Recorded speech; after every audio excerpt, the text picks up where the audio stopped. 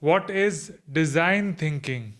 What are the tools of design thinking that we can use in our regular life? Today we are joined by Ditte, who is a lecturer and researcher at IBA Denmark. Her field of study includes design thinking and business innovation.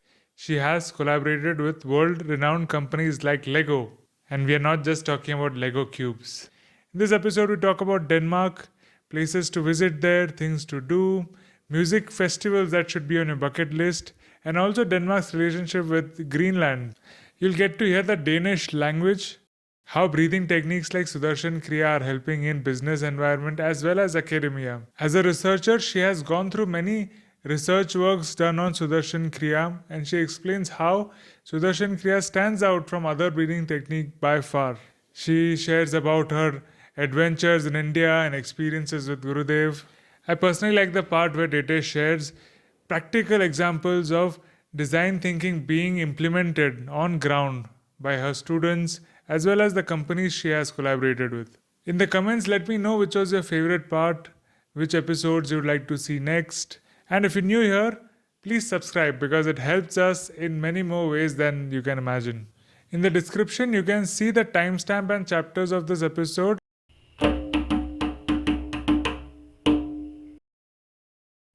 Hello and welcome to another episode of Rocklaz. Today we are going to Denmark and joining us is Ditte. That's the right pronunciation. Yeah. Actually, when I was 18 years old, I went to India for the first time and everybody, they couldn't pronounce my name. So I was called Didi. But you can say Ditte or Ditte. Ditte. It's okay. I respond to any pronounce. There's an Indian name called Aditi. So if you remove the A, so it becomes your name. Ditte. Yeah. But it means woman, right? Didi. Or sister. Big sister. Didi. Right? Didi. Yeah.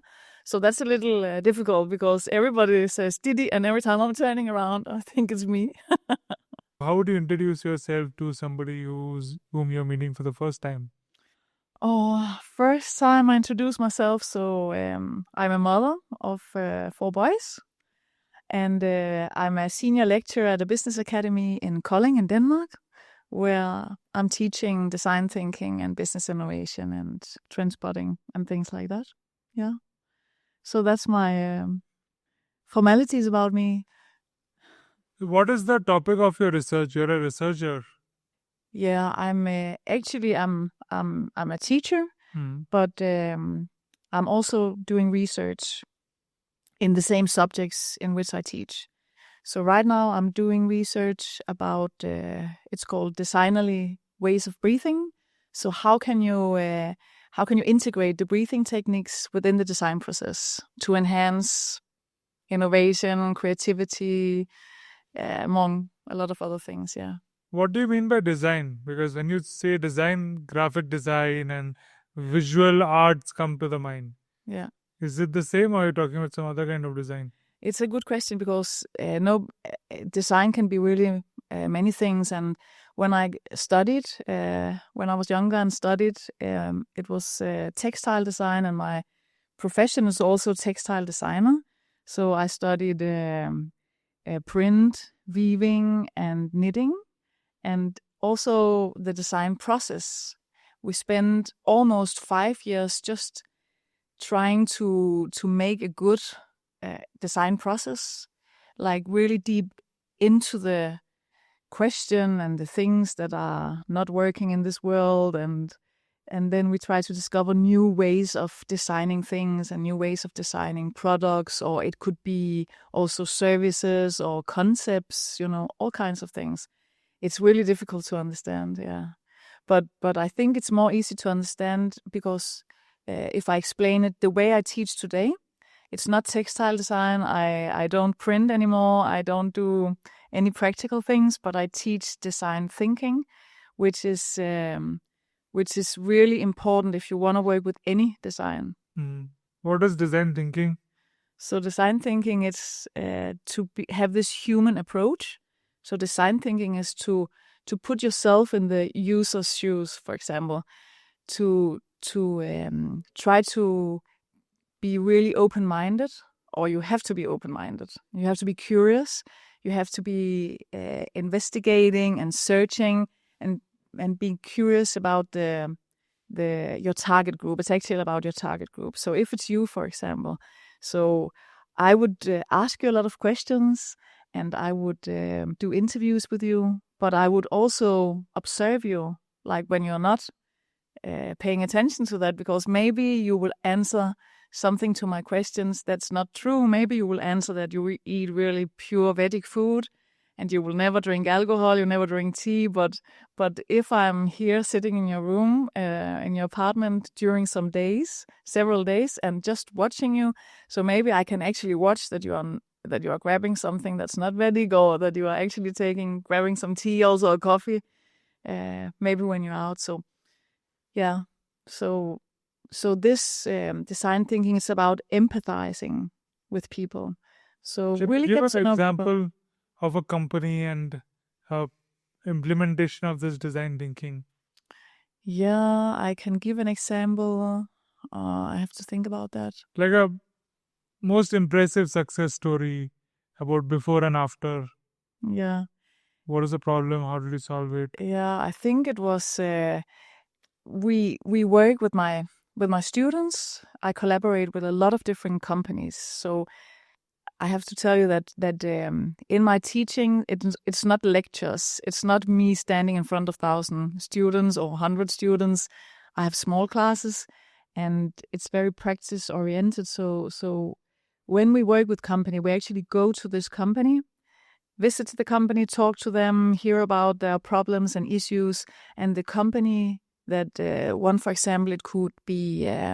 Oh no, I'm not so good in the English expression about that, but it's called FTZ, and they work with they make spare parts for the auto, for the mechanics, for the auto business. Yeah, I don't know if you understand that. Yeah. They make auto parts. Yeah. So you help them with what? Yeah. What is the problem? So that company, they will drive, like if a mechanic, he's having a car and going to repair something with the car, and he needs some spare parts, he will call this company FTZ, and they will come immediately, like 6-8 times during the day. They will drive around all Denmark and deliver those spare parts. So the mechanics, he can actually fix that car quite quickly. And I don't know if I should use that example, but okay. Anyway, so You should. this is some years ago, before all the because I don't know the words in English. We can use a translator. Yeah, these electric cars. Yeah, maybe it's just electric car. It was before the marketing. Maybe I should mention another case, which better to explain in English. Anyway, so this company were facing. They could see already before all the electric vehicles came on the market. They could actually see that they might had a challenge, all the mechanics. Maybe they should have another kind of værksted, workshop, some other kind of place where they're repairing the cars. Because if they will have normal cars and electric cars, how would a place look like then? And they asked our students. Same place having an electric car and a regular car. Yeah. How could it look like? And our students worked with that challenge for about 10 weeks or so, and they presented their ideas for the future of the. We have to look that up. Auto vehicle. Where they fix cars. You have to Garage. Yeah, like a garage. Maybe it's that. Yeah. So they came up with the garage of the future, and it actually looked completely different than the garages how they look today. So the company was really excited about it.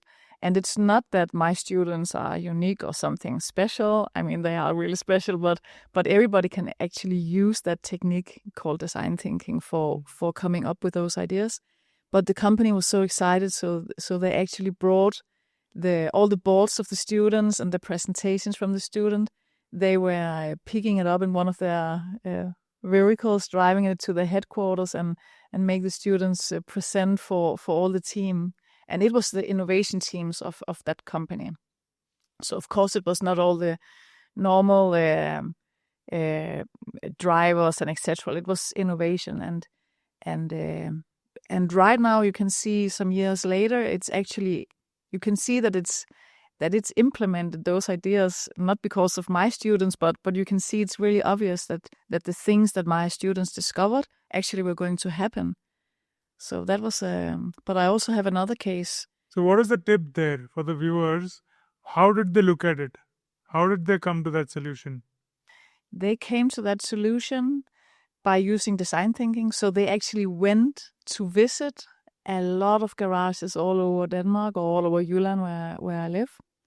And they went there, they talked to the mechanics, they talked and asked about the challenges, and they asked about how are your daily life, do you have any challenges in your work life, about things, and they asked them, but they also went there at the garage, just sitting there and observing what they did, and they also discovered some problems which they didn't actually tell when they were interviewing the people there. So working on the ground, basically, going to the workshops and being with the people there, customers and the mechanics to find out the solution. And just being open to the ideas of what is happening, being observant. It's really important. We really spend a lot of time. We use the first 5 weeks of the study with the students to really practice this design thinking, because you really have to. It's a new mindset set. So when the students they come to my academy, so they don't know anything about this mindset, and they don't by default think like that. But then we really train them to observe and to be curious and tell them that the importance of having this mindset, and actually by learning that, we teach the students to be really empathic, because it's empathize. It's the first phase in the design process. So empathizing, it's like the most important thing. You have to empathize with people. Mm-hmm. So that is also why, like a designer, I think that you really try to. I think if you ask all designers, the goal with their education or with their goal would be to make a difference in this world, to change the things that's not working and to make them better, to improve things. For somebody who doesn't know about design thinking, he says, okay, I'm listening. What's the big deal about observing? I'm seeing these things. Yeah. Or some new student who comes them who's facing that problem. What is design thinking? I anyways observe, I see all those things. What example would you give them to test if they are design thinkers or not? I will actually just send them out to observe. I will tell them for half an hour to go down to we have a canteen at the academy. So I'll tell them for this next half hour, they have to go down to the canteen and they have to observe what's going on down there without telling them anything. And then they would go down there and they have to bring their sketchbook and a pen, and they have to make notes of all the things that they're observing. After half an hour, they will come back, and then we will discuss in the class, what did you see?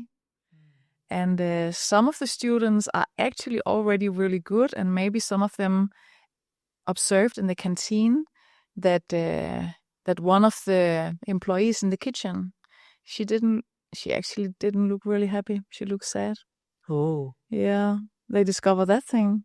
And some of them discovered some practical issues about the physical environments and all kind of things. But after they tried to do this without me explaining anything, so then I would explain to them the techniques, what they could do to make these observations. And I will actually send them back to the canteen. And now they are not going. So a couple of techniques that you tell them? Yeah, it's like, it's in design thinking, there's a lot of design methods. We have like a big toolbox full of different design methods. You could name 3. But we know observation is one of them. This it's called ethnographic interviews. So if you interview a person, the place where he or she is actually working or living in the same environment. So that's called an ethnographic interview. So ethnographic interview is basically you are with the person in that environment they are from. Then you don't take them to a studio. No, because if now we talk about the kitchen, lady in the kitchen who looks sad. So if we took her in the studio and to make her tell about her job, she would probably be really loyal because she's been there for many years. So she would probably tell that she was really happy for her job and all the healthy food that they did and start to make vegetarian food, etc. But the students first observing her, actually paying attention that she looked sad, and then afterwards talking about it to use this method, ethnographic design, ethnographic interview, they would go back to the canteen and they would ask them if they could ask them a few questions, or maybe they wouldn't, maybe they would be busy, but then they would say, can we come back after lunch break or something and talk to you? And those students did, and this was just within one day. They went down to this woman and they talked to her, and she actually had tears in her eyes because nobody asked her. Nobody noticed that she actually looked sad. Or maybe somebody noticed, but nobody said anything about it. So it really touched her. And just during that day, by talking to that woman, they got a really good idea about a new concept for the employees at the kitchen at our canteen, because they discovered that they were too stressed. It was too busy. The work flow in the kitchen, it wasn't working. So just by working with design thinking one day, you could come up with a concept that could make an incredible impact of all the employees at the canteen at our academy. So first you just go and observe. Yeah. Then you go back and have a detailed interview with the person at the same location. Yeah. Okay. Yeah. That's ethnographic interviewing. Yeah. What is the other tool? Yeah. When you do all these, then you can actually have a tool called a user journey, like taking a walk in your user's shoes. So if we use that example again from the woman in the canteen, so the students, or if you work with design thinking, you would just shadowing her, like you will follow her when she, or go with her while she's on duty. You just be there with her throughout the day, just observe, just shadow what she's doing. Yeah, and they will take pictures of everything she does. They will bring their notebooks and they will take notes. Did she talk to anybody? Did she run, or how was her breath? Was she really sweating, or was she cold, or all these kind of things? Wow. They will note everything, and this is like you cannot skip this part. If you cannot skip the first part, it's the really most important part of the whole design process to discover things, because it's here that you actually discover what's not working. Where can you make an impact? And working with design thinking, it's you try to discover a gap, something that's not working and something that's not existing, and then you discover the gap, and then afterwards you start to ideate, to figure out what can I actually do to change this routine, or change this service, or change this product so it will be better. Yeah. What would be the third tool? A third tool, it could be like, if you have observed a problem, and then you have to ideate, like, what can you do to solve this problem? What can you create? So you most of the time would do some brainstorm, mind mapping. You will write down, but you would also do some sketches of what could actually be how could it looks like, the thing that could change the situation. For example, the woman in the kitchen. What could we do to make her work life better? To make her happy, not looking sad. So you would start to sketch, and you would use all your information, all your notes from your sketchbook. You will use all the pictures and everything. And it's really important tool in the design process that you're visualizing things. So you have to take pictures, you have to paint, you have to draw sketches, and then you have to put all the things on blackboards in your room. So everything is visible, because only then you can discover, is there something that I'm missing, or is there a pattern here, to get all these ideas. So it's really important to be very visual about things. And even though that we have artificial intelligence and digital medias and a lot of different programs, and ChatGPT probably also could give you a solution for this woman in the kitchen, but we really work with our brain, like to connect the right and the left brain. It's the most basic things, and there's also some physical, practical things, exercises you can do with your body to connect those two parts of your brain, because if it's not connected, you cannot work with design thinking. You need to connect your Both brain. logical and intellectual side. Precisely, yeah.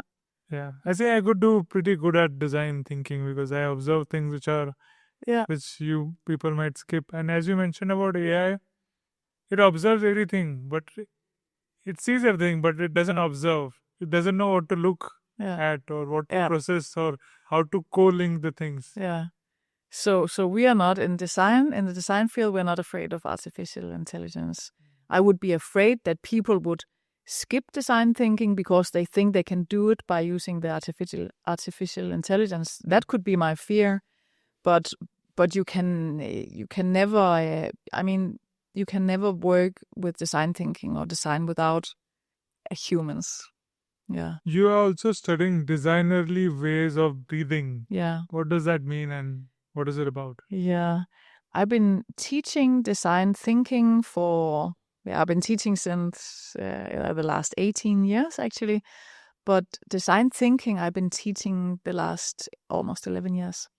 And we have, like I told you, the first 5 weeks of our program, we work with the mindset of the students, so they really understand and get to know and practice the design thinking.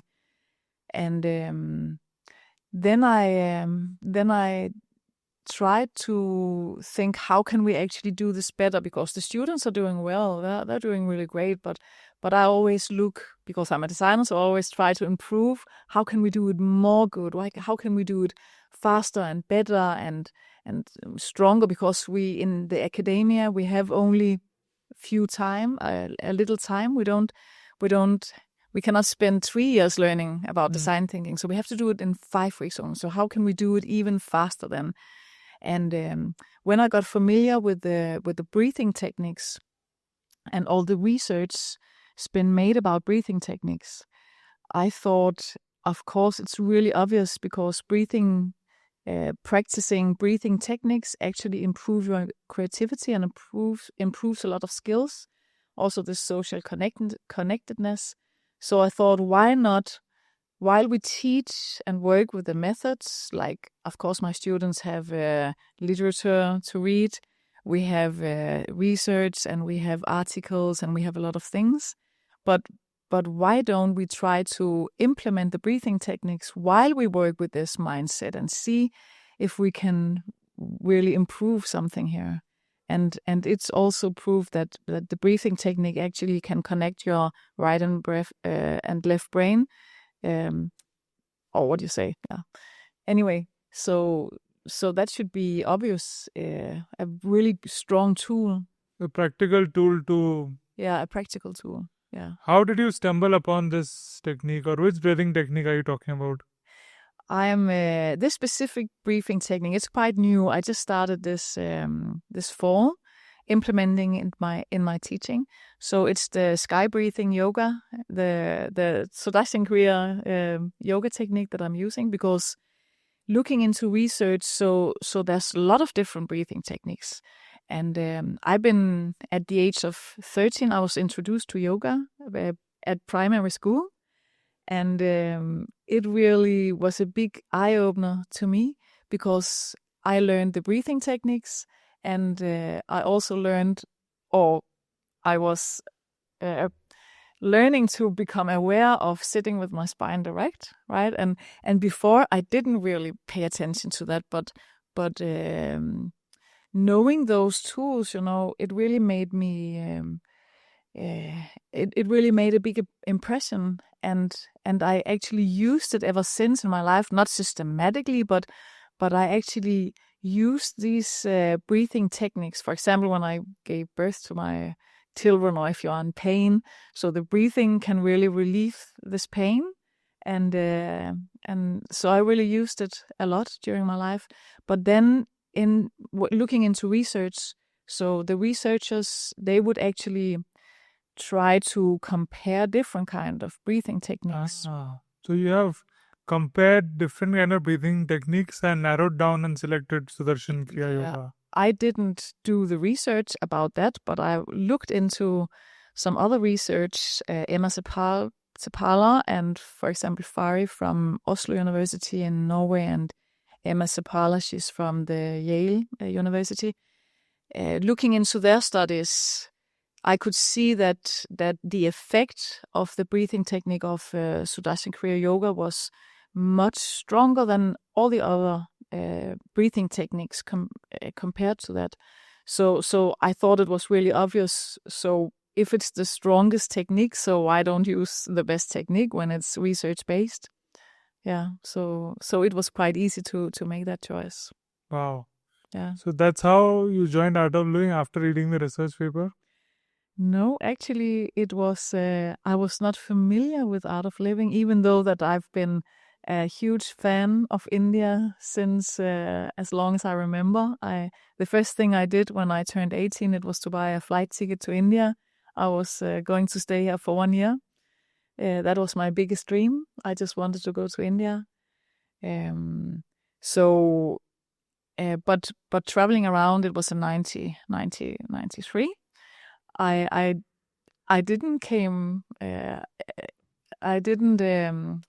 didn't visit any ashrams, or I didn't hear about Art of Living at all. It was only 2 years ago that I first time heard about Art of Living, and it was during a stay in Voxen University in Hyderabad. Which university? I was visiting Voxen University in Hyderabad. Voxen Hmm. University in Hyderabad. They have a private university. They have a design school and have a design department. They're working with design thinking. So I thought it could be really interesting to do some collaboration with them. And I went there for a panel discussion and for teaching and just to be inspired by the academy. And while I was there, I was meeting a lot of different teachers from the university. And one of the teachers, I had to pick up something from her apartment. It's like a big campus, so all the teachers, they live there. And I should pick something from her apartment. And she opened the door, and I just looked into her room, and I saw a picture of a man on the wall, and I was like, "Who's that?" And she said, Sri Sri Ravi Shankar, and is he alive? Was my first question. I remember really clearly. Is he alive? Is he alive? And she said yes.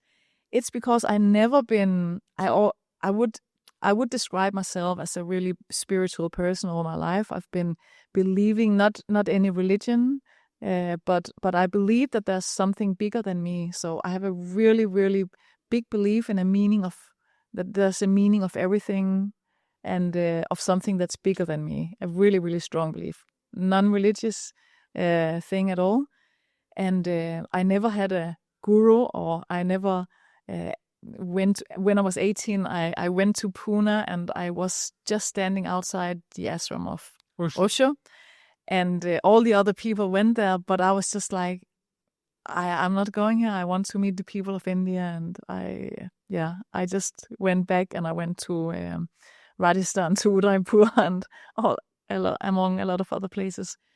But because in a period of my life, some years ago, I was really hit by stress. And for some months, it was the first time in my life in that way that I wasn't able to work at all. I wasn't able to function. And it was really, really, it was just during the corona, so nobody actually noticed because we were all sent home. So, but those months was really a big eye-opener to me, because it makes me realize that I cannot live my life like this anymore. Being so stressed and not paying attention to myself. So I was reflecting upon a lot of things, and so that was why after some years I did some practice. It's a Danish technique called body self-development system. It's a Danish developed technique, and it's a technique that you can actually do treatments, you can do training, and it's something that that has this holistic approach. So you are actually working with all your body, and if you have some illnesses, so you work with all your body and have this holistic approach on your body. And it's actually very similar to the design thinking process. It's just it's more physical. And so you learned that technique. Yeah, I was practicing. And then after that, you came to India. Yeah. And learned Sudarshan. Yeah, exactly. Then I was practicing this almost every day, like for several years, actually also before the stress hit me. So for 10 years, I've been practicing this body SDS. And then I came to India. Then I heard that Gurudev Sri Sri Ravi Shankar was still alive. So I went back to my room really quickly and found a guided meditations of his on YouTube. And I did the meditation. It was a chakra meditation. And I thought it was so wonderful. It was so strong. And then I Googled again, and I saw that he was actually, the same day I was in Hyderabad, he was there and having a venue the 1st of December, 2023.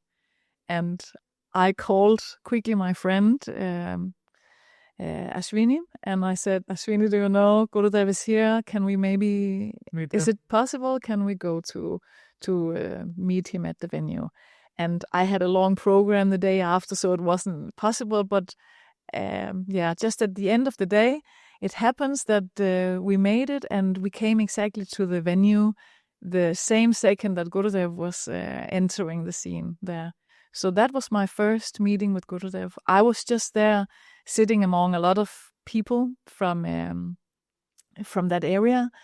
And Gurudev, of course, he didn't see me, so he asked who speak Telanga, who speak Hindi, and who speak English, and I was the only one raising my hand, but he didn't see. So he was just continuing in Hindi. So I actually didn't understand much of the talk, but all my life I had a really strong intuition. So I was like, I know I can do it. So I just closed my eyes and I just followed the guided meditation in Hindi. So I don't know what I did, if it was the right or wrong, but I know that I really felt that it was really effectful. So ever since it took me some while to go to practice the first course. It was in September. So after 9 months, I did the first course, the happiness program. Now you're coming to the ashram there in different events. You have done the advanced courses, Sayyam courses. How do you feel about it now? How do you feel about Gurudev? How do you feel about this whole community of art of living? Yeah, I actually have the same feeling as I was when I was 18 and went to India. I came here alone for traveling, and I wanted to come alone. Immediately when I put my feet on the ground of India, I really felt at home, because I don't know why, but I've been all my life almost vegetarian, and in Denmark it's really an issue. I always have to bring my own food, everybody else having meat. Suddenly coming to India, and I can have dinner with everybody, and there's so many different dishes. That's one thing. I love colors. I love spices. I love the culture, the way that you really have this, like design thinking, this holistic approach, that you believe that there's something bigger than you, and there's a meaning, that's a purpose of everything. So I really felt really, really home, and I ever since actually never wanted to leave India, because I really felt home. And the same feeling I had when I came to the ashram, I felt at home again, because I was met by so many happy people. I didn't see any sad people at all. That's really true. Of course, there's people who's crying, but when you cry, when you see people crying here, it's very seldom. But if you see people crying, it's not seldom. But if you see, so they're actually smiling, and if they're complaining, they're also smiling. Tears of gratitude. Yeah. And I also like the idea here at the ashram that you really you do seva, Like you help other people, you do things, and it's really a nice feeling. Like, for example, when you go to have dinner in the Annapurna kitchen, so you will, after dinner, you will bring your own plate and you will wash your own dishes. Or if you're doing a course here, you will do seva along the course. You will actually, I tried to be the one serving the food and with the headband and how to do it. I don't know how to do it in the right way, but yeah, it makes me realize that all the people here, like if you go to a restaurant and you complain about something or you think that somebody they're too lazy or they're, now I realize that it could actually be one like me being on a course, not being an expert in serving or dining or cleaning the floor. You couldn't do anything. It could be anyone, yeah. And even going around here, everybody there just called by their own name. You don't have any titles. You don't have any surname. So you could actually just sit next to the vice president and imagine that anybody you sit next to could be vice president. So you have to be nice to everybody. It could be even if it's the cleaner, or you need to treat everybody with respect. And I really like that you don't discuss your titles, yeah, or show your titles, yeah. You mentioned a story about your husband and how his pulse was very low. Yeah. Can you share that? Yeah. The reason for that? Yeah.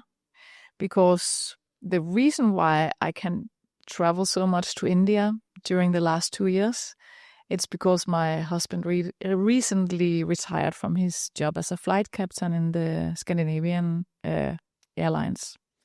Was he really retired?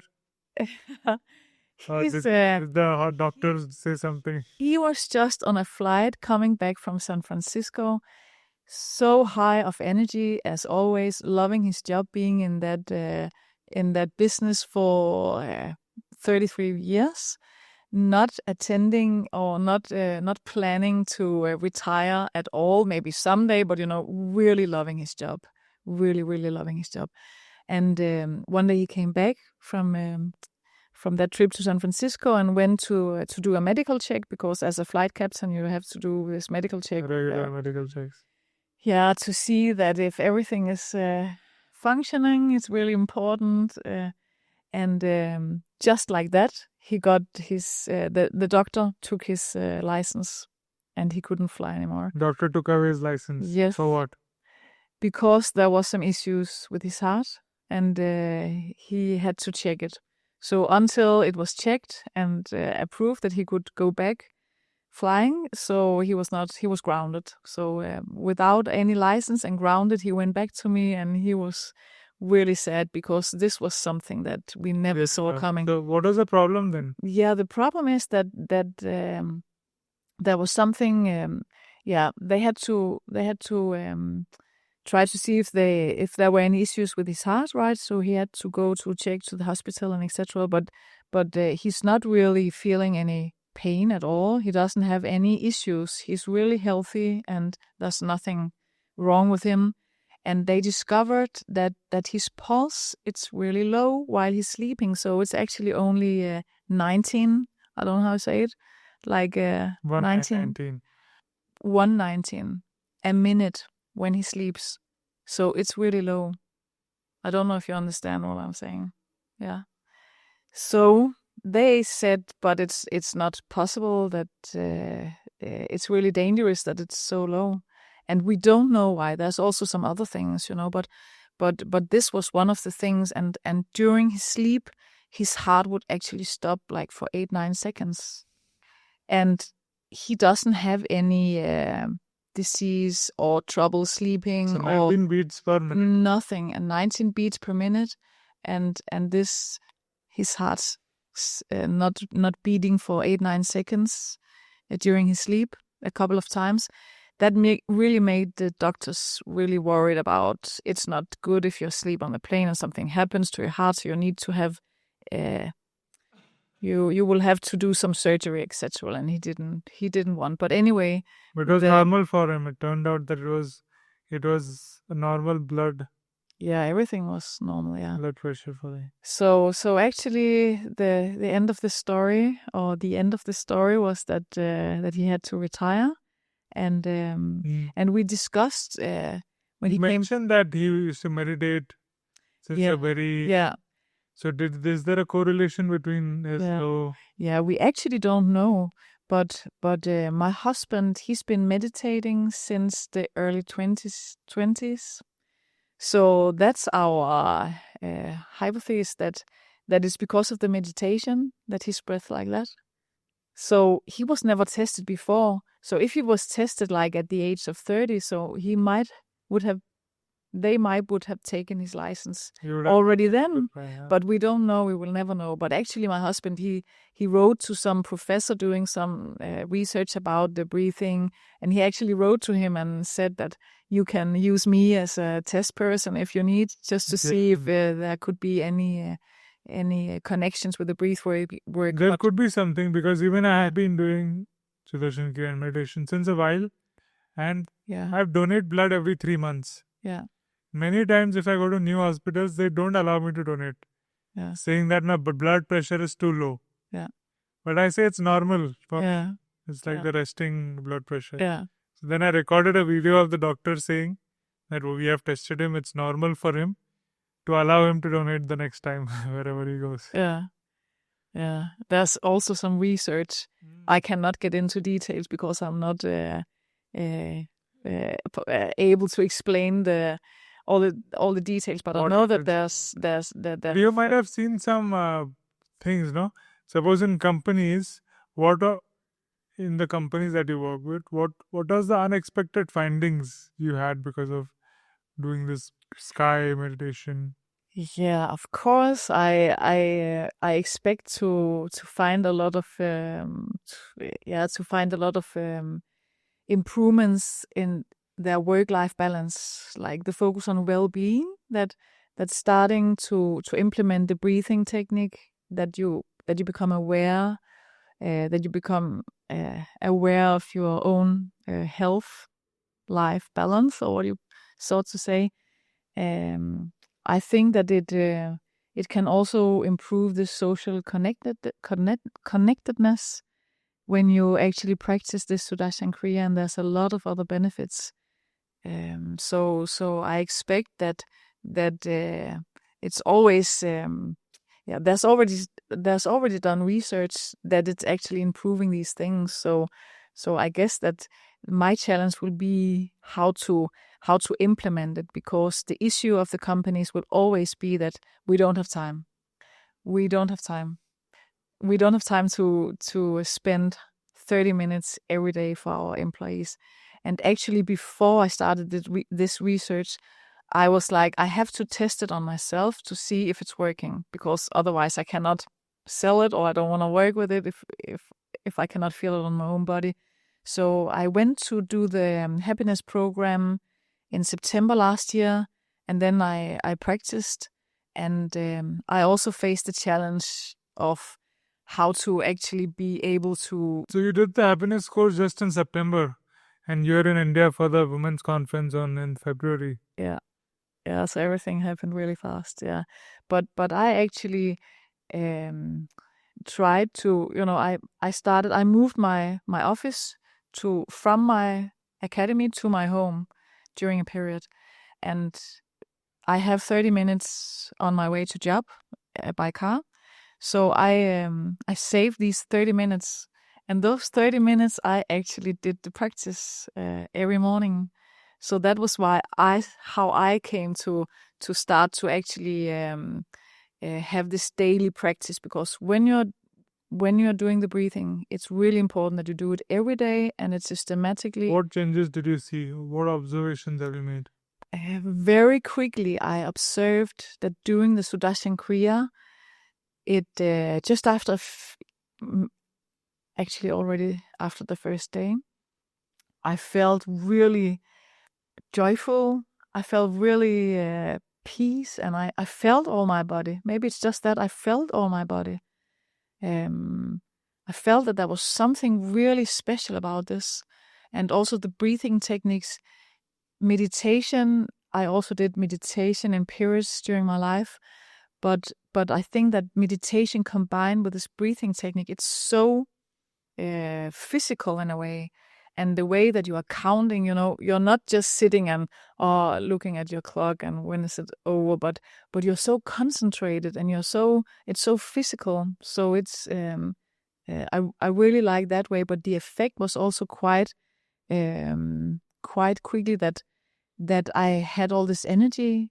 I could feel my body. I had a lot of energy, and I felt this cleanness in my brain. And after a while, I could actually see that in my job we used to do a lot of tests, like some what is your personal competences, and I know that I'm having this I don't see details, for example. That's not my You don't see details. I don't see details, but it's because I'm looking at the whole approach. I'm looking at the whole human being. So, for example, if there's a spot on your shirt or a spelling mistake, I would not see, because I would look at the text as a whole and see, is it a good product description? What is the meaning and what is the goal? I will see. I will not pay attention to the details, but quite quickly I could see that I started to pay attention to those, still having this holistic approach, but at the same time paying attention to all these small things, and also my memory, being aware of, really being very present and intense and aware. This awareness was also growing, and also my effectiveness. That's the really scary part. That might convince some companies of implementing the Sudarshan Kriya among all the employees, because you get so effective. Like, you can get things done in really little time, and you can actually, I didn't make the experiment yet, but it's my belief that I could actually say half an hour during my working hours, I could use this half hour in the middle of the day to do the Sudarshan Kriya yoga, and then I would actually be really effective also during the rest of the day. And so it rests many more hours effectively. Exactly, and it's not my ideas. It's research actually improving. And my voice just got just 1 second. What are you on? No, it's just maybe I just take some tea. I talk too much. Do you think I'm doing good? Yeah. Okay. I think I'm. Yeah, productivity. 1 second. Yeah. Productivity would be a good selling point for the companies. Yeah, but I think it's really important you can see within companies now, the work-life balance, and so many people are hit by stress. It's crazily, and especially students, and especially also the faculty among universities, academias. There's so much stress. Denmark is one of the happiest countries. You still see stress there. Yeah, but we still have stress. Yeah. You could look into the statistics. There's still a lot of stress, and young people increasingly getting diagnoses, and it's really a big issue. And I know at the academia we have a lot of faculty actually working on helping the students with issues, with personal problems, and this faculty is actually growing. Now I just need some English words which I don't remember. So, again, bring your phone. Prevention, right? It's called prevention, yeah. Prevention of what? Yeah. So we are working very much on helping students that are stressed and down. But I think it's really important in this world that we work with prevention. So we don't have to use all our efforts on helping people that's already down. If we already put the Sudarshan Kriya, for example, and because it's the most effectively breathwork, but it could actually be any kind of breathwork, but I would choose the research-based, most effectively breathwork, and write it directly into our curriculum at the universities and academias and even at the schools. If we would write the Sudarshan Kriya yoga in the curriculum, so every student would actually have to learn the practice at the beginning, and they could practice along the studies, and we could help them to maintain and to be systematically about the practice along the studies instead of putting all our efforts in helping people that's already down. Yeah. And I have to tell you that it's not my idea, but I visited Srisri University at Cuttack, Odisha, also in February, and in relation to my attendance. Bhubaneswar and Odisha. Yeah. I visited the university in Odisha, and they are actually practicing this with their students and faculty members. And I thought for me it was just a huge eye-opener. I mean, there's no reason why not to implement it in all academias and universities around the world. There's no reason, and there's actually a lot. I don't remember the number, but there's a lot of universities already having these Sky Campus. There's a lot, but there's still much more universities to come who can also benefit from implementing it. I don't see the reason why not to do it. So it's really simple. Yeah. I'm also a happiness course, S-class course teacher. Yeah. And I've seen amazing changes and transformation in students.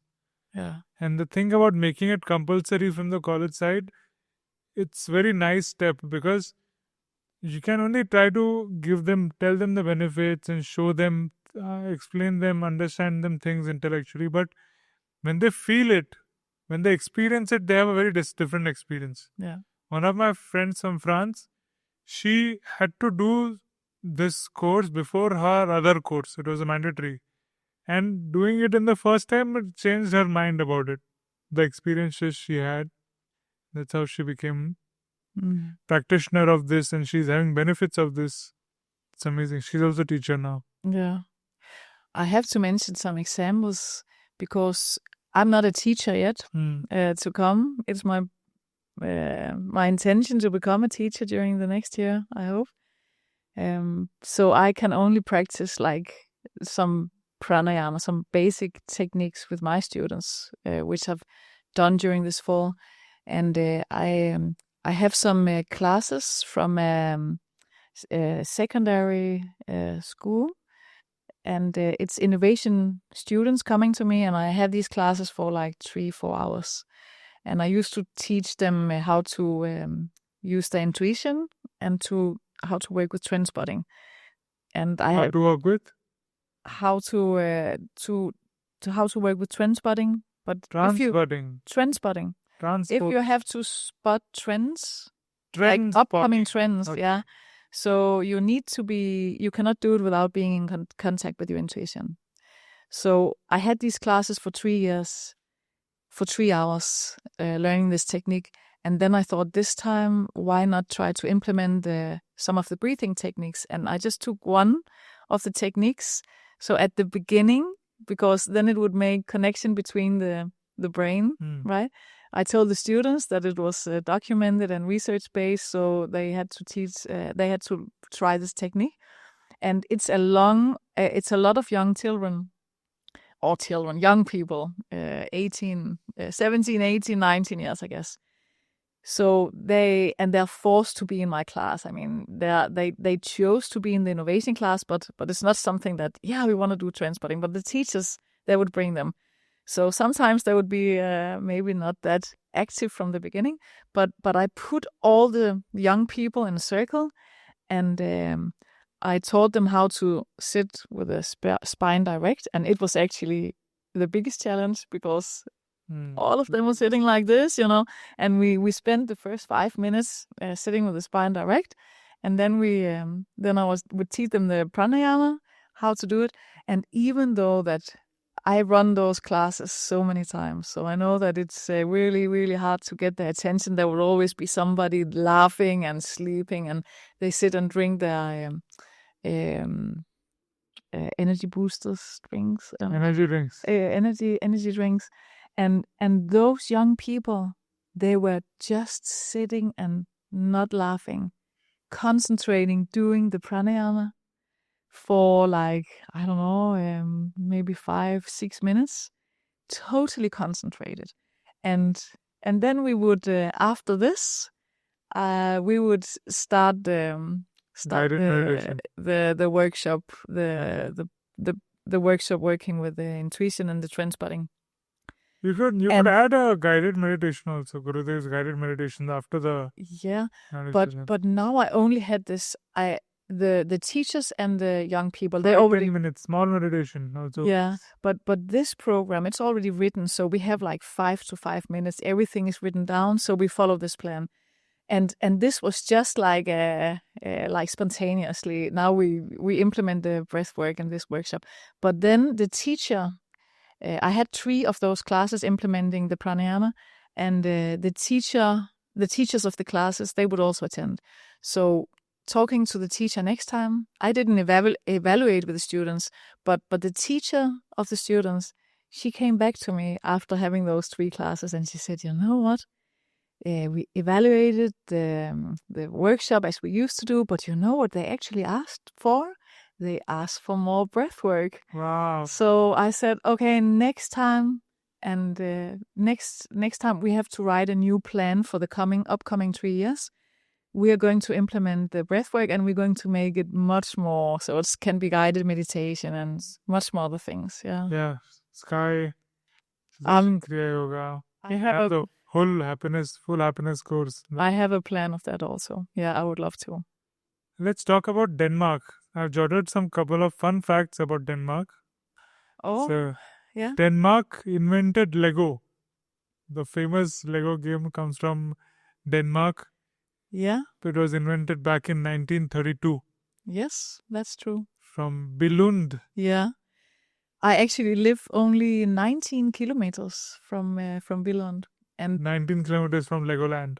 19 kilometers from Legoland and Lego House, which is an amazing showroom of the Lego, showing all their brands.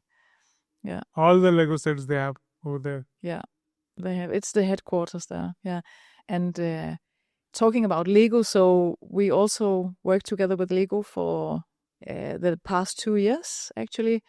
And we work with Lego with this design thinking approach. So the creative ideas have become better and more Lego products. And it's not we work with the innovation department. It's called Creative Play Lab. We work with the innovation department of Lego. So it's I would say, I don't know. I think all employees at Lego would say that they are working at the core of Lego, but I really like working at the innovation department of Lego because they are looking into all the new concepts. Exactly, new in the world. Yeah. Designs and and they actually working with them. So of course I'm signing an NDO, so I'm not allowed to talk about it that much. Because it's like this with Lego. So but we really work with some of the core things of the future things to come. So it's really, really exciting. So what is coming in the future? Yes, and all the students, they also have to sign, not to talk about it. But I can talk about the last project we did. Just this September, October, we had a project together with them for 5 weeks. And the reason why I can talk about it is that we had this collaboration for 2 years. And before we started, then... What is it? What is the thing? We talked about holistic being.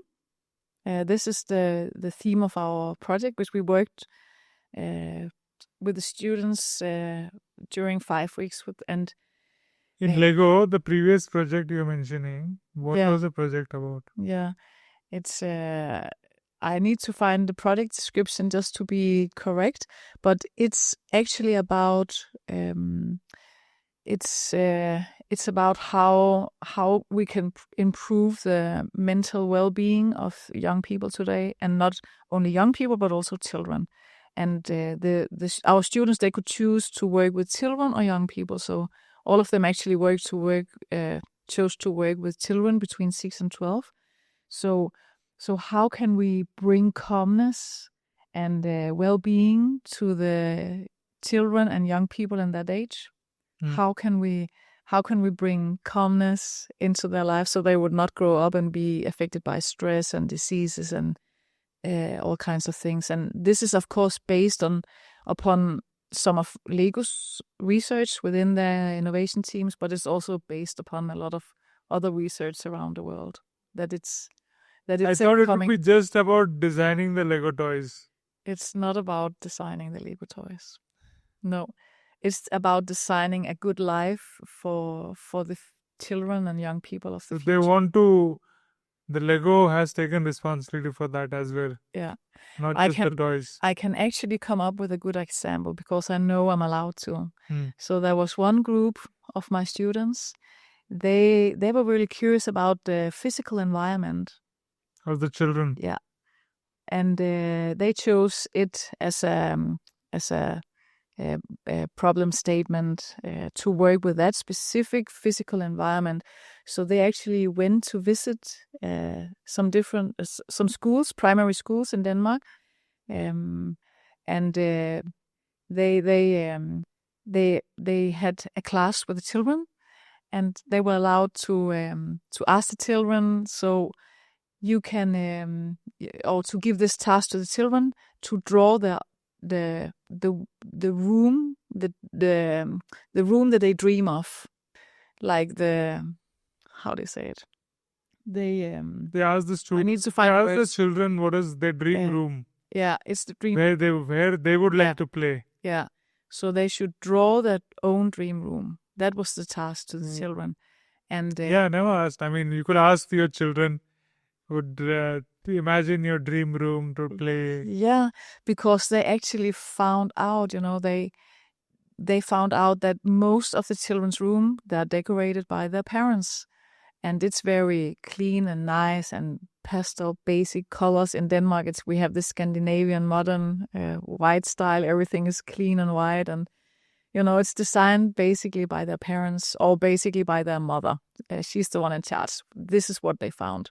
And then they decided, we want to ask the children, what are your dream room? Draw it. And they brought a piece of paper, and on that paper they had like a 3D drawing, the frames of the room. No, just the room. No items, just the room. The whole room. The walls and the floor and the ceiling. The children were giving a drawing of that. Room. Design your own room, and you will have the next, I think they were given 45 minutes or something like that. And you can draw anything. And while the children were drawing, so my students, they were walking around, talking with the children, asking them all the time. So they discovered a lot of things among that also. So what was the finding? The finding was actually that the children, they were only allowed to have 45 minutes designing their own room. They wanted more. So the teacher allowed them to give them an extra lesson because the children wasn't even done with their room because they had so many ideas they couldn't stop drawing. And some of the drawings of the rooms were not even colored because the children didn't have time. They were so immersed in designing their own room, their own dream room. And what we found was actually that there were several findings, but one of the findings was that all the rooms among boys and girls, it was at different levels, So there were like something on the floor, something walls on the like different, like the ground floor, first floor, second floor. So there were like different kinds of levels in the room. So it was not only things on the walls and on the floor. There was things like in the middle of the room. It was not on the sides, something on the sides. It was in the middle of the room. Something they can climb and reach up to. Climb and reach up, and things where they could hide and where they could, make. There was so many different things, so many good ideas. So what was the core finding from this process? In what's important in this process, in this project, we work only with the first phase of the design process. We work with research and ideation, and we only require the students to come up with a concept.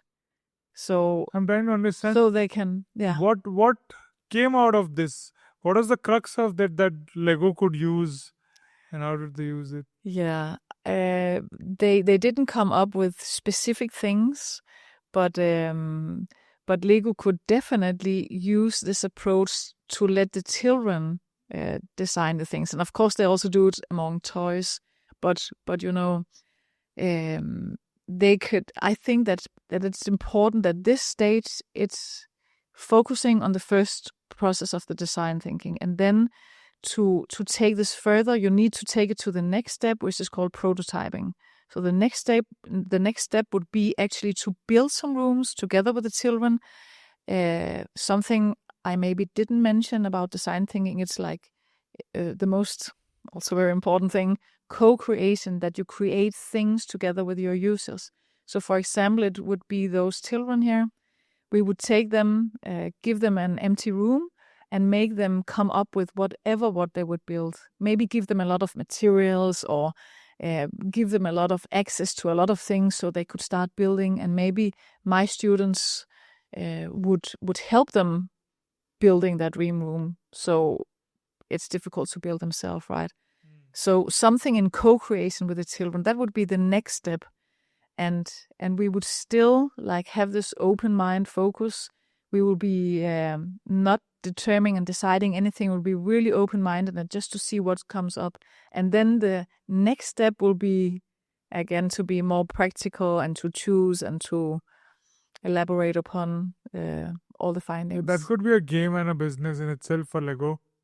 Yeah. That you make products that children how you can customize the Lego bricks and everything, right? Yeah. So you give things for home that students can mix and match and make their own room. Yeah. Like a bed becomes whatever different things they want, or make and break, assemble, and of course it would be really obvious to also integrate it with some digital elements. Yeah. Yeah. It could be. Yeah. Another fun fact about Denmark is Denmark has the oldest national flag. They're using their flag since 1219. Year. That's so. It fell from the sky, so it was given to us as a present. Yeah. Is it? Yeah. Now I think I would not say more about that because my husband should be here. He told me that he's really into history, so he could tell you more details. You can bring him in next time. He's also really an interesting, person to discover things. What does this word Hygge mean? It's Hygge. How do you pronounce it? Hygge. Hygge. Hygge. Yeah. What does it mean? So Hygge, it means if this would be my room, I would have a lot of candles. I would have a lot of small lightning. So because we have so many hours of darkness, so we have a lot of different lightning in our rooms. A lot, not only one from the ceiling, but we would have several all along the room. And that would make the atmosphere to make it really cozy. And then Hygge, it also means that you spend time. You spend time with the people that mean something to you, and you do something just cozy, like if you eat or together or drink tea together, but chat together, spend time together. Yeah. So it's a big part of Denmark's culture, Hygge. Yeah, it's a big part because we spend a lot of time inside. Feeling cozy. Inside the rooms because it's too cold outside. We don't. Mostly. I think it's because of that. Yeah. Denmark is the happiest countries globally. I wonder what do they count with the happiness index? Do you think people are happy, or you travel around the world? Do you think Denmark is really happy amongst other countries? That's a good question because you can always. I think we are only the second happiest right now, but we are like having a challenge with Finland. Right now, it's Finland actually the happiest country in the world. Now I'm just thinking of the recent newest research about life quality in Denmark. They asked like 120,000 Danish people. Almost everybody. Out of 6 million. So it's the biggest study ever about life quality. Now, of course, I don't remember all the good findings. I need my sketchbook because it's so super important. But they were discovering if we could really see, is there a specific place or is there anything? I don't remember the findings now, but I have it in my book. I'm so sorry. In this book? I will write it to you. No, not in this book. I really have it on my blackboard, all the things. I just, Okay. Yeah. Danish monarchy is the oldest. since the year 1936. Yeah. Nobody attacked them? How did they survive all these years? Yeah, I think that the Danish people, we are really loyal to the royal family. It Oh. means a lot. We're really proud of them, and it's like the crown of all the Danish culture. And Do you still have democracy though? Do you? we have a government and everything, but we still have the king and the queen, and Is there a palace to visit? How? It must be like such a long generation, right? Yeah. How do they choose a new king or queen, and It will be the firstborn. Yeah. male or female or both? Right now we have a king because he's the firstborn, but he's just recently became a king. Before that, it was actually Queen. back in the it was a queen, but it was only because there was no boys in the king's family. They had 3 girls, so there was no king to come after the king. So if it is a boy after a girl, basically firstborn boy. Before that, but then they changed the rule, the national rule of Denmark, Now that anybody, it will be the first child who will be the regardless king of or gender. queen. Yeah, so that's why our queen, Queen Margaret of Denmark, she became What does this royal family do? They would actually be the face of Denmark for doing all the network with people around the world, with the royal families, but also with businesses, and representing all the good cases that we, all the organizations in Denmark, they're also representing and participating in all kind of things. So they're really working hard, presenting Denmark, but they have to sign when the politicians made some decisions, so they will have to sign them. It's democracy, so it will be the politicians' decisions. And it's the same with president in India. Yeah. President signs the laws that is made by the government, which is elected by the people. Another fact is there are more bicycles in Copenhagen than cars. Yeah. Why so? Oh, why is there so many bicycles? Because it's roads are small. The traffic is I don't know. It's a good question why we have so many bicycles, but every child is everybody conscious about everybody would the first thing as a child you would learn to ride the bicycle, and you will ride the bicycle with your parents, and you will go everywhere. And I think the Danish people, they are very into health, to have a healthy life, to have sports, and to make unions, and to make different kind of things, and so bicycle, it's an easy way of getting around, and I think that's also a big awareness of to be healthy, to move your body, and to. Talking about Copenhagen, Yeah. I in fact have done 2 courses online from the University of Copenhagen. Yeah. On strategic management and strategic thinking. Yes, that's interesting. When did you do that? Many years ago, 4 or 5 years ago. So online courses. Yeah. Okay, so before the COVID. Before the COVID. Yeah. Greenland is part of Denmark. Yeah. We had an episode on Greenland. You can check it out. I'll put in the link below. I would like to see that episode. Yeah. It was the husband of the foreign minister of Greenland. He had been cabinet minister many times. So such a big land mass, but it belongs to Denmark, which is so small. It doesn't belong to Denmark. Why not? But it's a part of the Danish. I don't know how to say it in English, but it's a part of the Danish kingdom. But so it doesn't belong to Denmark. But we support them. So it's a part of it of us, and they also have. It's complicated. Relationship is complicated. Yeah, and there's been a lot in the last years in the medias about Trump wanted to buy Greenland. Trump still wants to buy Greenland, but I think it's not going to happen. No, they're also really loyal to the Danish or to the royal family. And but of course it's their own decision whether they want to belong to the States. If that would make them happy, so they would go for that. Do you think there's a possibility? No, I don't think so. But it's totally their own choice. Yeah.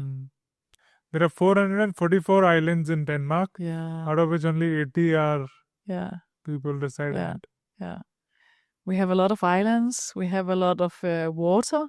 So all of us go swimming and go to the beach. The water coast. We have beautiful nature. I think. Yeah. Denmark is leading in green energy. Do you see everything renewable? Yeah, we're really focusing on that thing. Yeah. Green energy. Yeah. There's a process or activity we'll do now. Can you close your eyes? Okay. And no, we're not meditating. Pranayama. So, think of your close your eyes. Yeah. think of your favorite memory.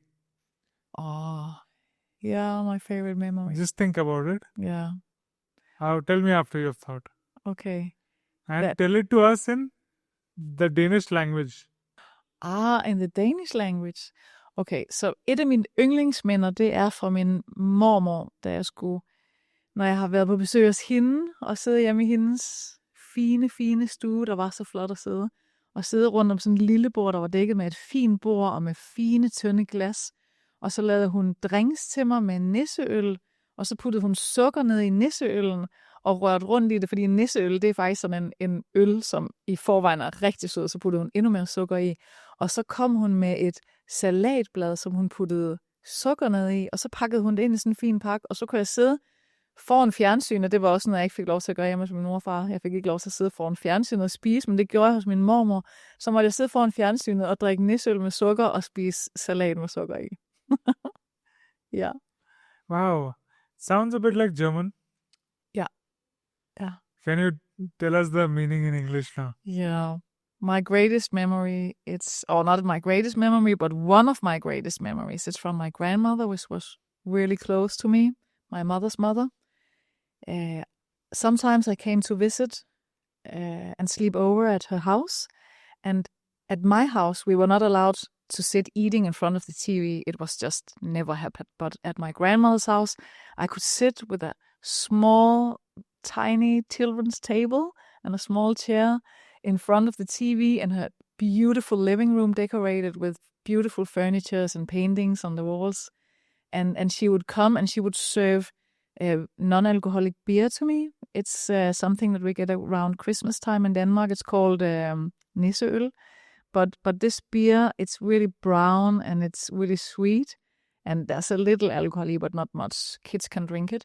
And she would serve this to me and she would put sugar in. At home, in my parents' house, no, they super healthy, no sugar. I mean, they wouldn't do it. But my grandmother, she would put extra sugar in this beer for me, and then she would serve a piece of salad leaf for me, and she would put white sugar in the salad leaf, and she would wrap it like a present and give it to me, so I would drink the sugar beer and eat the sugar salad while watching TV.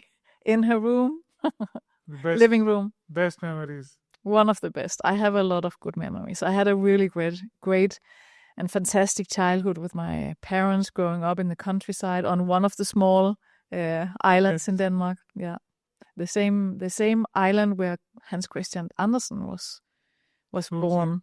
Hans Christian Andersen. He's the famous Danish writer, writing a lot of fairy tales.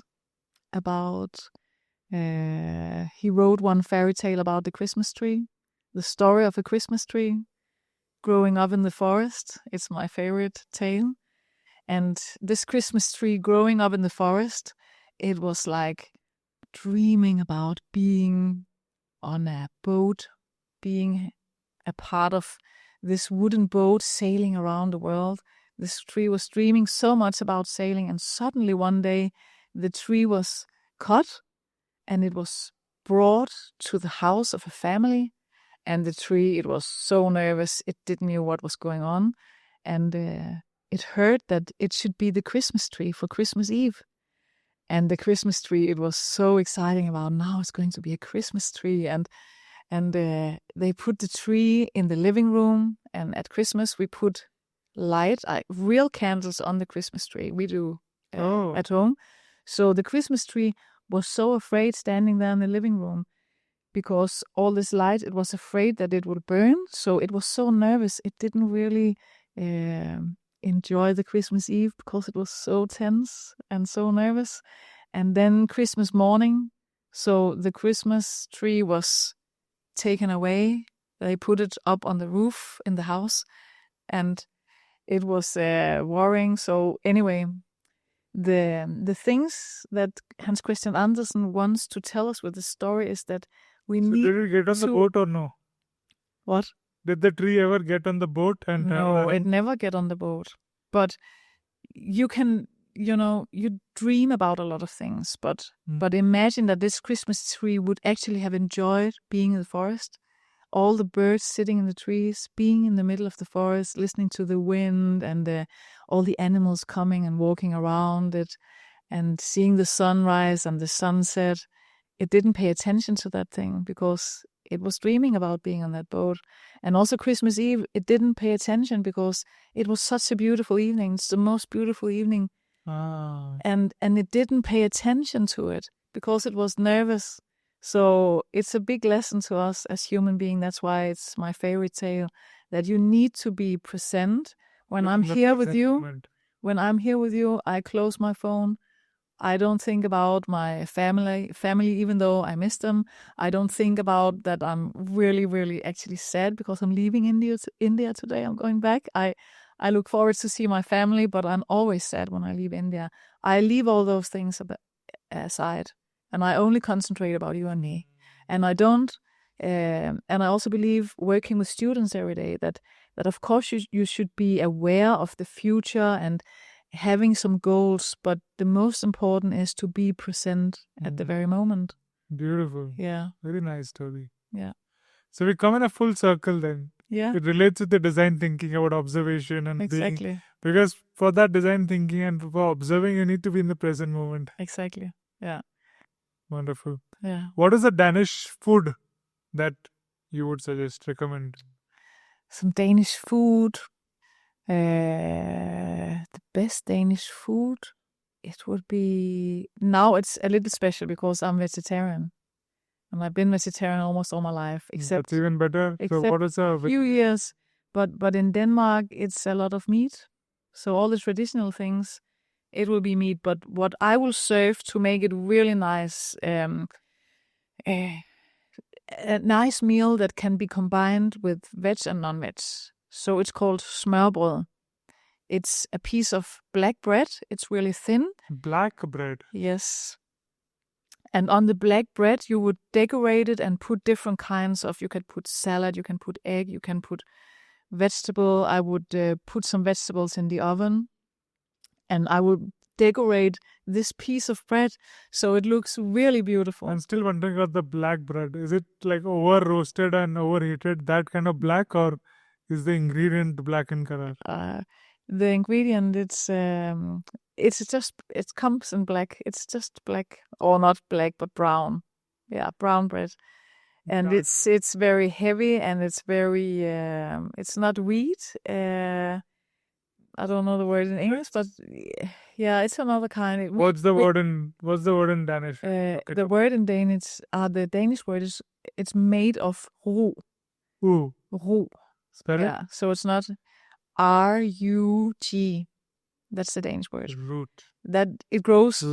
It grows on the fields. Probably some kind of millets. Yeah. So when you harvest it, you make that flour from that, and it comes in all different kinds of shapes. Like you can also have light color and black color. So there's different kinds of colors. Different shades of. But it's always it's really heavy, and you just eat 1 or 2 pieces and you're full. So that's the thing I think that most Danish people would love, and also we have some pickles called remoulade. My husband's daughter, she travels a lot, and every time she travels, she always bring that thing with her. It's pickles, but it's yellow, and you put it on these smørrebrød. So when you decorate the pieces of bread, you're calling cucumber.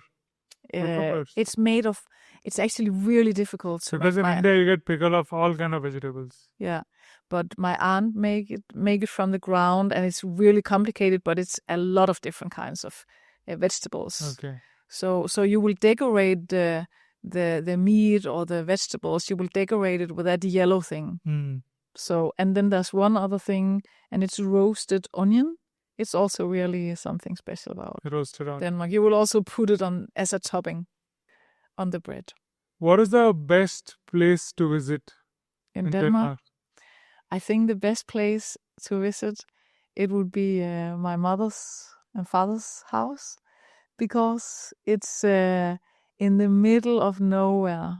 And when you go there, you feel the peace. You don't see any people. There's eagles, not eagles flying, but all kinds of different birds. There's no hunting on their ground, in their fields. They have a big area in the middle of the nature, and this is really a special place. Do you grew up there? I grew up there. Wow, yeah. Amazing. But of course, if I have some people that's close to me, I will always bring them to see my parents' house. What would they do for living if they have to live so remotely? What kind of work did they do? Yeah, but they will have a car. So Denmark is really small. So there will be 11 minutes to the city, to the near small city, and half an hour to the biggest city. So everybody will have cars in Denmark. Yeah, so it's very close. But I think if you should go to visit Denmark, I think that Copenhagen and the Queen's and King's Castle, it's really fantastic. And all the history. We have a lot of castles around Denmark. Maybe we'll take your husband along, as he likes history. He can be our guide. I think you should talk to my husband next time, because he would really crumble his toes if he hears me talking about the history and where to go, because he will know everything in details. Yeah. Okay. When it happened, and yeah. He's always making some plans of where we go, and we used to take our children to see different kind of historical things in Denmark. So he's really into that. Yeah. How old are your children now? All grown-ups, adults? My youngest child, he's called August, and he's 8 years old. And then I have Johan. 8 years? Yeah. Johan, he's 13 years. And then I have Valdemar, he's 20 years. And Bjørn, he's 23 years old. Yeah. Wow. And then Alberta, my husband's daughter, she's also part of the family. She's 31 years old. So how do you manage working from home and they go to school? Work-life balance in Denmark. I think that we are really hit by stress. It's really serious. But the work-life balance, it's we really have to look into this. And this is also why my passion is to integrate the breathing techniques within companies. I'm going to integrate it during the spring in 1 or 2 companies. I cannot talk that much about it because it's just something's upcoming, and I hope it's going to happen. But I really believe that it's really serious issues. And being a teacher at a business academy, I get to know the younger generation, because I get to know all my students. And I see in the upcoming generation that there's this huge awareness of and passion and desire of having a good life, not being stressed, not having a good work-life balance.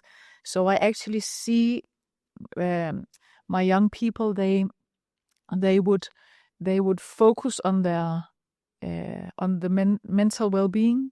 They would not dream of to invest in a house and to get addicted to actually have a job if they don't want to have a job. I mean, of course, it's not all of them, but I can see there's something that's coming, that they don't want to not invest. They don't want to take a loan, I mean.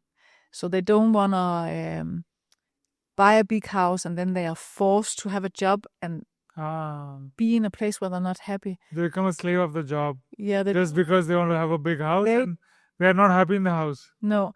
So I see a lot of my students, they're actually traveling around the world, not having a house, but maybe building. Some of them, one of my students are building a tiny house.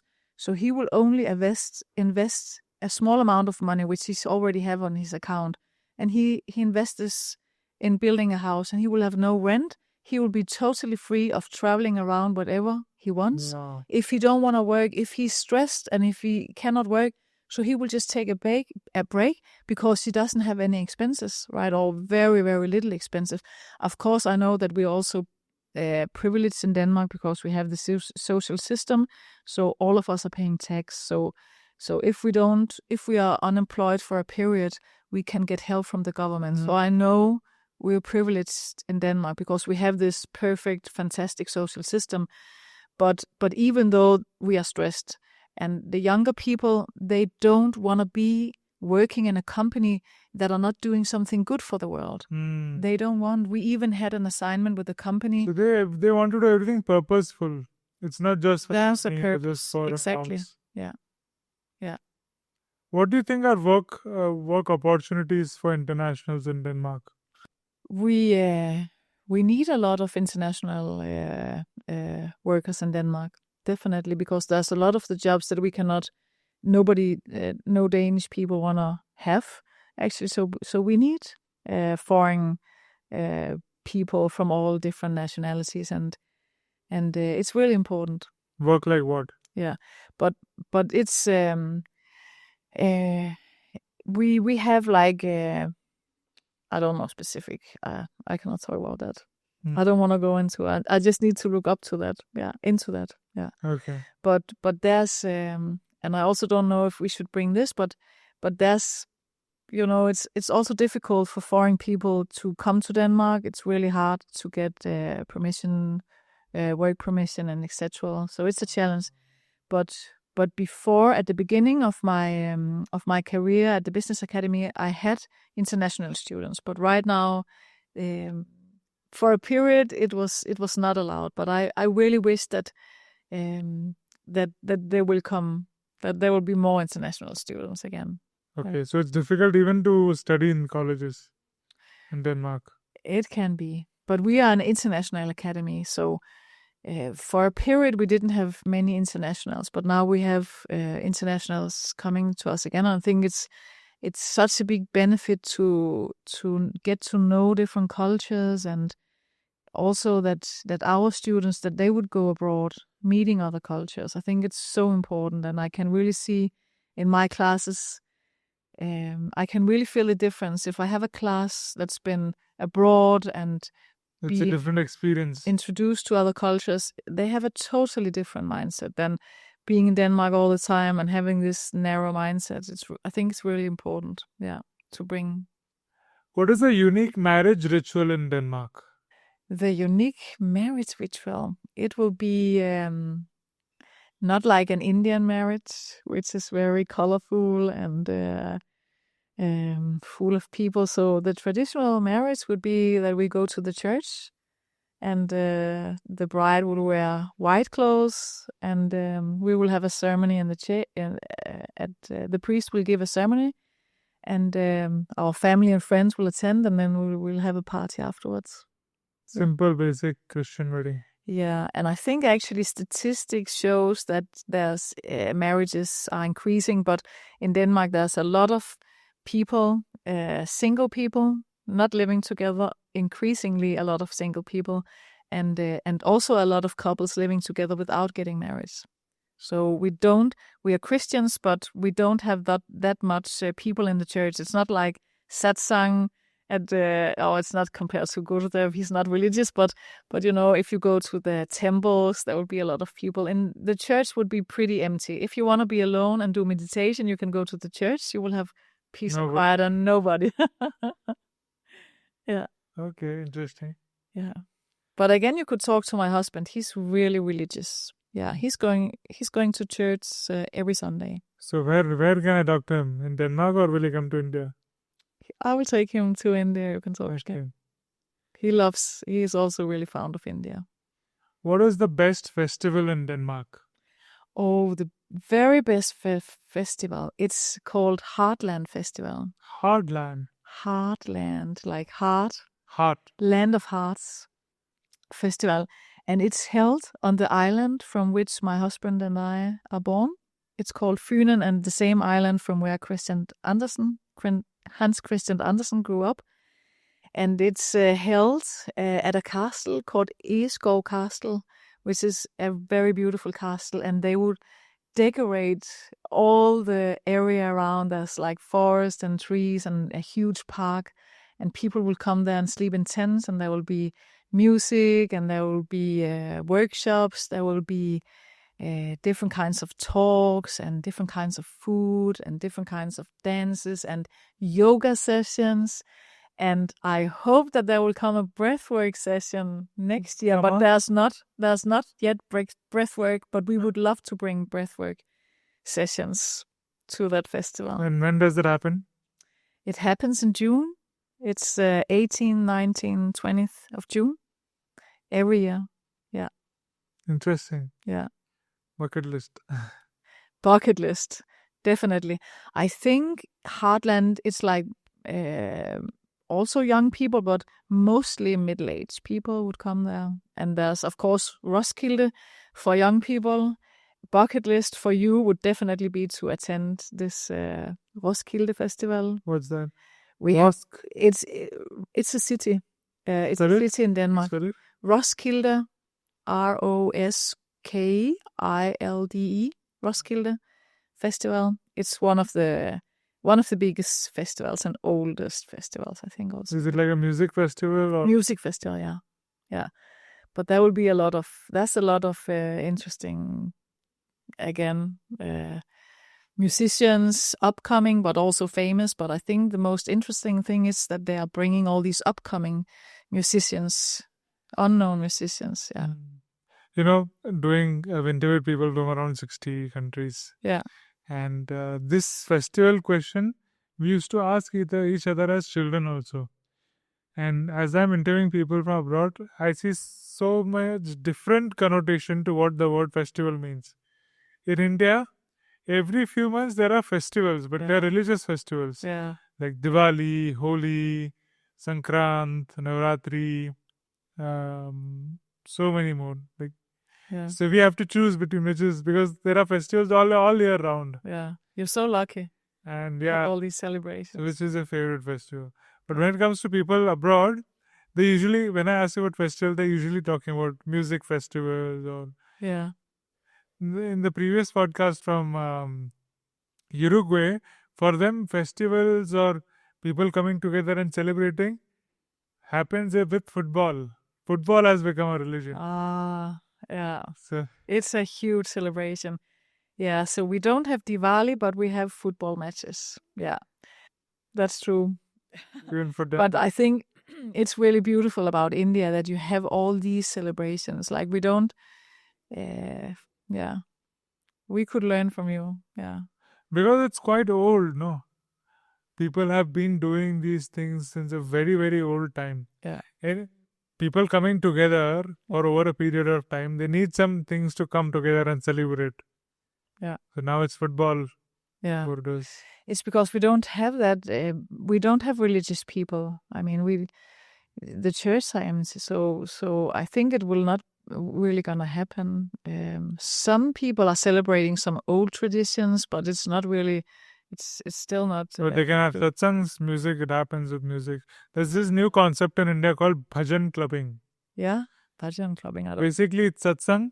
Yeah. But youngsters are going they're going for partying, but they're playing bhajans there without alcohol. Yeah.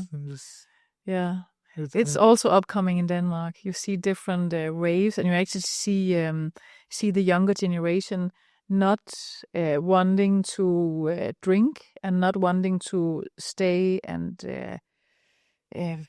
party all weekend, party all night. So they really have this healthy mindset. So they would make the clubbing events, they would make it during the days, like in the mornings, and it would be no alcohol. And it's really new in Denmark because we have a huge traditions for drinking alcohol, and still like if I don't, I stop drinking alcohol, and it's still, something that if I say that, people would say, why you don't drink and why? And they will cannot wrap their heads around. Yeah, the older generation. But young people, you will see there's really increasingly more young people, they don't want to have headache for 2-3 days. You can enjoy, you can party with. Does it happen? Do you have a headache for 3 days after having a hangover? Yeah, of course you have. Of course you have. I've never had. So when you're young, I was the first time, I don't know, when you are like 13, 14, you start, no, not 13, 14, 15, 16, you're allowed to drink alcohol, but you will start like around that age. And then we as parents would be hosts for the parties. So we would actually be there to observe, but our young people, we will let them drink. That's the part of the culture, and it's not healthy. And of course, when you're like young, grandma putting sugar in the beer. And I was also raised up and drinking alcohol, so that was normal. So that's just that's another discussion. So it was wonderful talking to you. Yeah. Is there any points or some things you want to add or that we might have missed out? Oh, I think we came all the way around. I think this about the breathing, I think it's really, I think it's not something that I think. Research shows that it really can help us improve this mental well-being. So my intention or my wish is really that more people would just try to do the breathing technique. Just try to learn. It's a 4 days course, or maybe sometimes it's 5. It's 4 days course, right? For students, it's sometimes 3 days. Only 3 days course, and you can actually learn the technique. Research proof that this technique has a huge impact on several things that you don't want to live without. So why don't you just implement it and try it? And you can try it, and then you can see for yourself if it's not for you, so you can just stop practicing. But at least just give yourself that present to learn that technique and see if it's something for you and see if there's an effect. Like the research shows that there's an effect, so try to do it. Superb. Thank you so much. Yeah, you're welcome, and thank you so much for letting me, inviting me to your home. I'm very glad for that. I'm so glad you came, and it's very fun to talk to you all every time we meet, and you have so much positive energy and a great smile and so much. It's the breathing. It's the Sudarshan Kriya yoga technique. Yeah, and amazing ideas and insights you always share, fun facts. So it's great. Thank you so much for being our guest. You're welcome.